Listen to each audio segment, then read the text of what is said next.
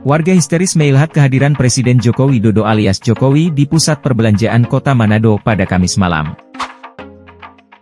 Orang nomor satu di Republik Indonesia ini, tampak bergaya santai, mengenakan kaos putih lengan panjang, dan celana panjang hitam. Warga membludak ingin menemui Jokowi secara langsung, mulai dari anak-anak hingga orang dewasa. Mereka seolah tidak melewatkan kedatangan Jokowi di kota Tinutuan ini. Warga bahkan meminta selfie bersama Presiden. Mereka mengaku senang dengan sosok Jokowi.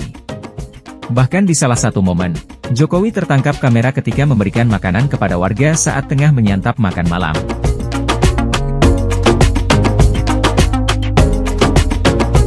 Karena programnya begitu luar biasa, sehingga bisa membuat Indonesia begitu lebih sangat luar biasa, berubah semuanya. Jadi pas saya habis kerja, saya dengar Bapak datang di sini, saya menunggu Ibu. Wah, karena Pak Presiden Jokowi merupakan idola semua masyarakat Indonesia.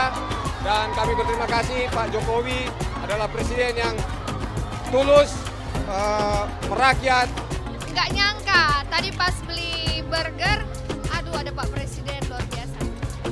Luar biasa, pemberian dirinya untuk Indonesia, dan banyak hal yang sudah dia dikerjakan. Seneng banget deh foto sama Pak Jokowi walaupun membernya.